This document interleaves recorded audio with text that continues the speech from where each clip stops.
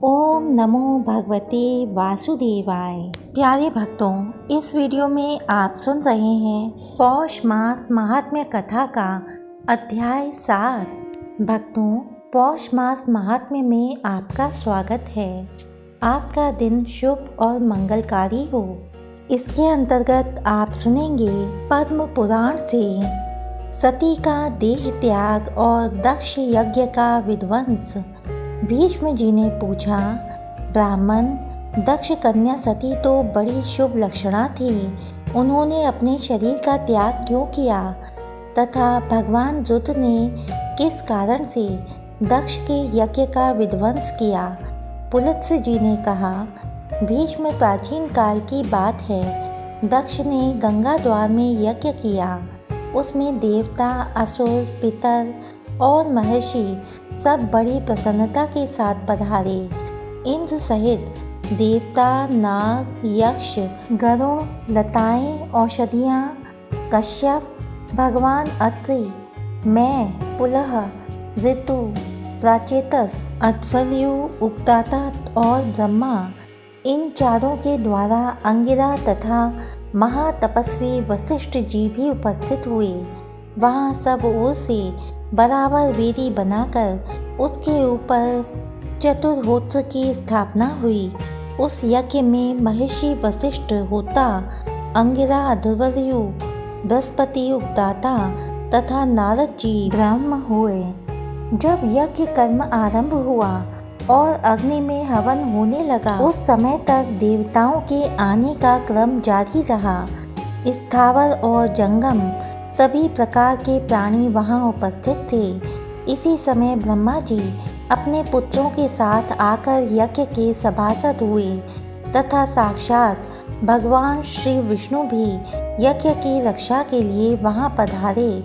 8 वसु, 12 आदित्य, 2 अश्विनी कुमार, 49 मरुत्कर्ण तथा 14 मनु भी वहां आए थे। इस प्रकार यज्ञ होने लगा। अग्नि में आहुतियाँ पड़ने लगीं।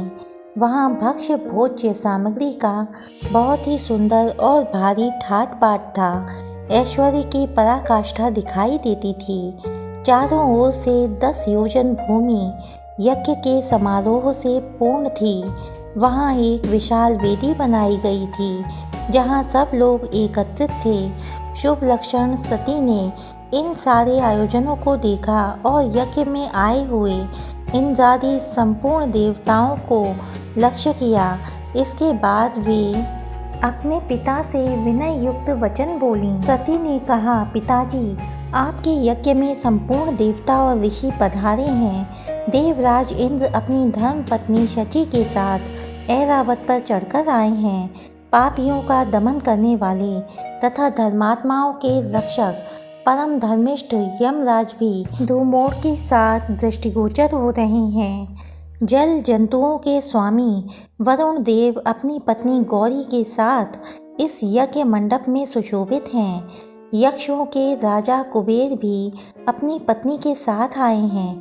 देवताओं के मुख स्वरूप अग्निदेव ने भी यज्ञ मंडप में पदार्पण किया है।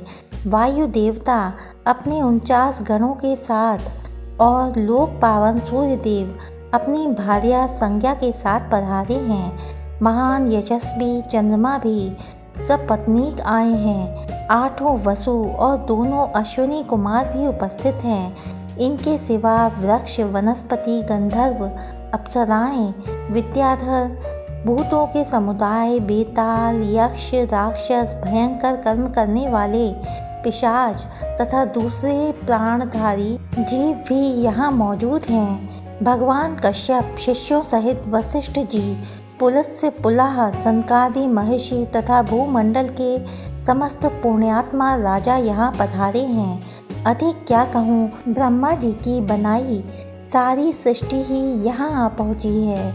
ये हमारी बहनें हैं, ये भांजे हैं और ये बहनोई हैं। ये सबके सब अपनी अपनी स्त्री, पुत्र और बांधव के साथ यहाँ उपस्थित दिखाई देते हैं। आपने दान मान आदि के द्वारा इन सब का यथावत सत्कार किया है। केवल मेरे पति भगवान शंकर ही इस यज्ञ मंडप में नहीं पधारे हैं। उनके बिना यह सारा आयोजन मुझे सूना ही जान पड़ता है। मैं समझती हूँ आपने मेरे पति को निमंत्रित नहीं किया है। निश्चय ही आप उन्हें भूल गए हैं। इसका क्या कारण है? मुझे सब बातें बताइए। पुलत्स्य जी कहते हैं, प्रजापति दक्ष ने सती के वचन सुने। सती उन्हें प्राणों से भी बढ़कर प्रिय थी।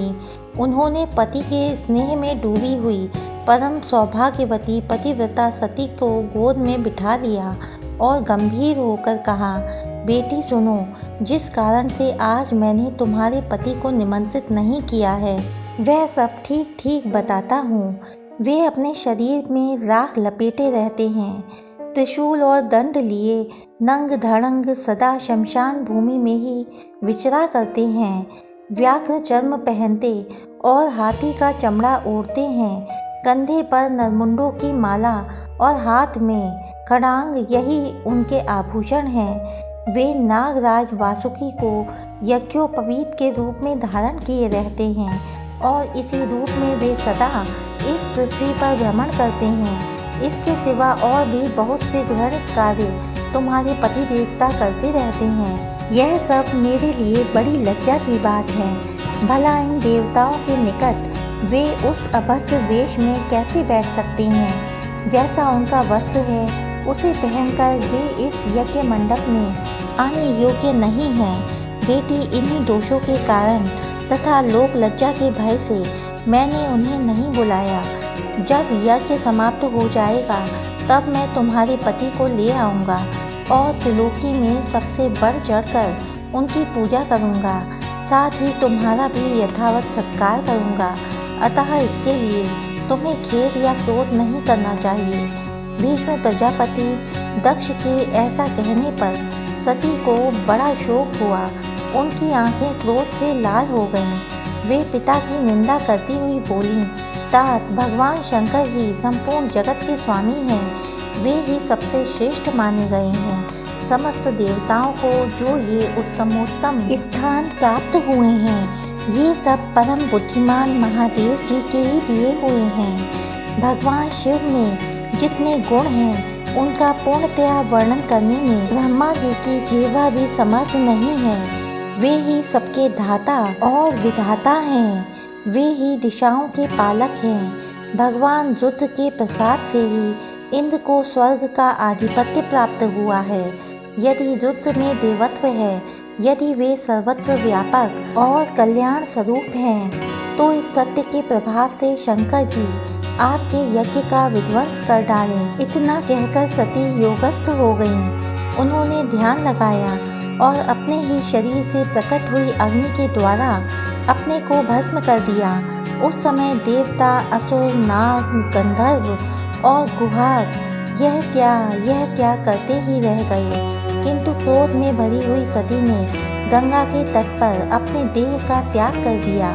गंगा जी के पश्चिम तट पर वह स्थान आज भी सौनक तीर्थ के नाम से प्रसिद्ध है। भगवान रुद्र ने जब यह समाचार सुना तब अपनी पत्नी की मृत्यु से उन्हें बड़ा दुख हुआ और उनके मन में समस्त देवताओं के देखते देखते उस यज्ञ को नष्ट कर डालने का विचार उत्पन्न हुआ।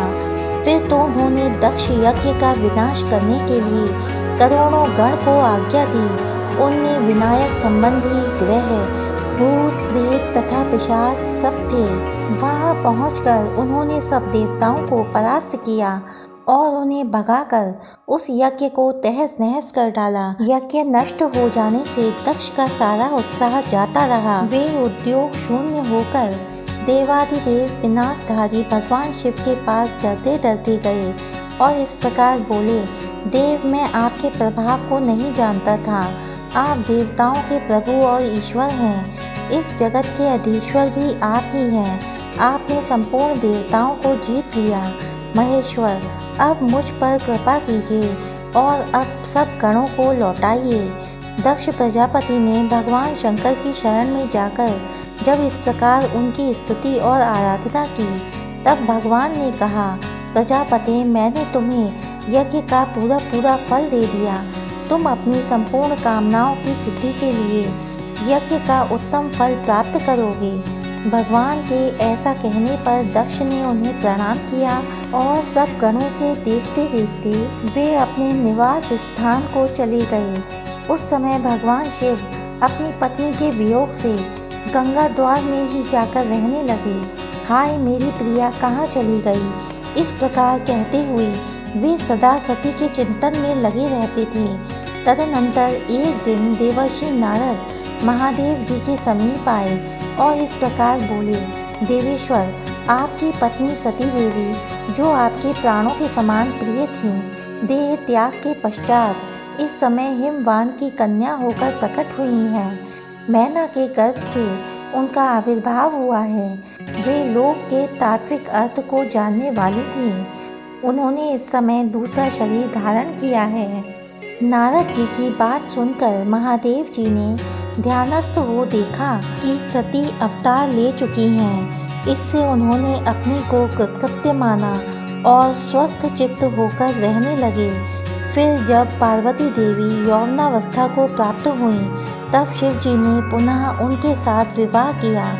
भीष्म पूर्व काल में जिस प्रकार दक्ष का यज्ञ नष्ट हुआ था उसका इस रूप में मैंने तुमसे वर्णन किया है।